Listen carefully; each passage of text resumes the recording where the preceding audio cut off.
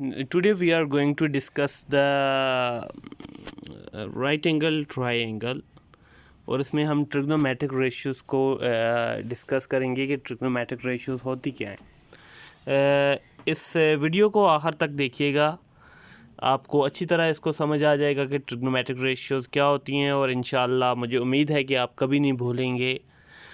सबसे पहले आपके सामने है ट्रायंगल ABC। ये जो है राइट एंगल ट्रायंगल है।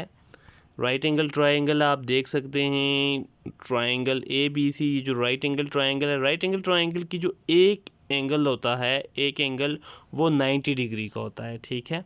तो ये आपका जो एंगल B है यहाँ पे वो 90 डिग्री का है। तो अब इसकी जो बाकी साइड्स को अगर हम स्टडी करें तो ये साइड्स क्या कहलाती हैं, ये साइड्स क्या होती हैं, इसके बारे में हम डिस्कस करेंगे। तो सबसे पहले ये हमारे पास 90 डिग्री का एंगल है। आप ये देखें, इस एंगल के एग्जैक्टली ऑपोजिट साइड, ये जो ऑपोजिट साइड होती है 90 डिग्री, उसको हाइपोटेन्यूज बोलते हैं, ठीक है। हाइपोटेन्यूज बोलते हैं। हाइपोटेन्यूज को मैं यहाँ पर रिप्रेजेंट कर देता हूँ H से। अगर मैं यहाँ पे H लिख देता हूँ तो आपको कन्वीनियंट रहेगा। ये हमेशा लॉन्गेस्ट साइड होती है राइट एंगल ट्रायंगल की और इसको आप हाइपोटेन्यूज बोलेंगे, सही हो गया। उसके बाद हम बाकी साइड्स डिपेंड करती हैं कि हम कौन से एंगल को कंसीडर कर रहे हैं।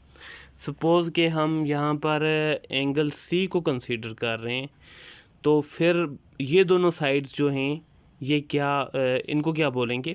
अगर हम एंगल C को कंसीडर कर रहे हैं, मतलब कि अगर हमने एंगल C को स्टडी करना है तो एंगल C के एग्जैक्टली ऑपोजिट जो साइड होती है उसको ऑपोजिट साइड भी बोलते हैं और परपेंडिकुलर साइड भी बोलते हैं।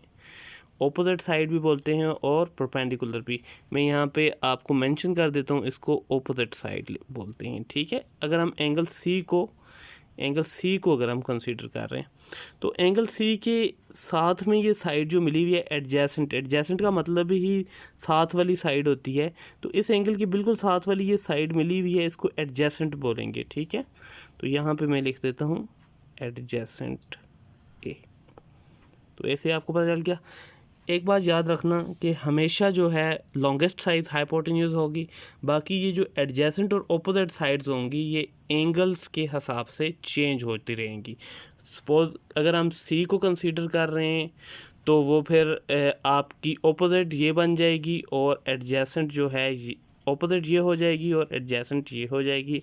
अगर हम A को कंसीडर कर रहे हैं तो फिर अगर हम A को कंसीडर करेंगे तो मैं भी आपको बताता हूँ, अगर हम A को कंसीडर करेंगे तो फिर हमारी ऑपोजिट ये हो जाएगी और एडजेसेंट ये वाली साइड हो जाएगी, ठीक हो गया।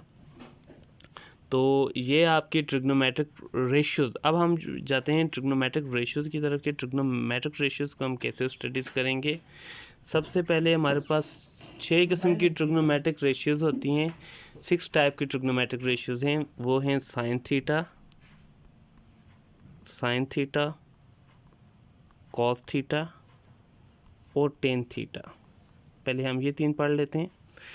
साइन थीटा याद रखना हमेशा जो होता है वो परपेंडिकुलर और हाइपोटेन्यूज होता है।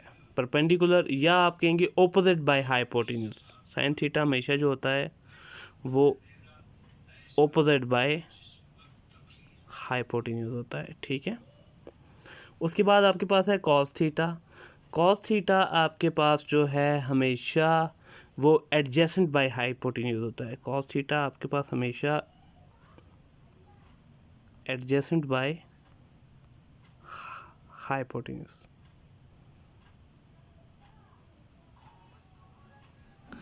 और उसके बाद आपके पास टेन थीटा आपके पास हमेशा जो है वो किसके इक्वल होगा। टेन थीटा आपके पास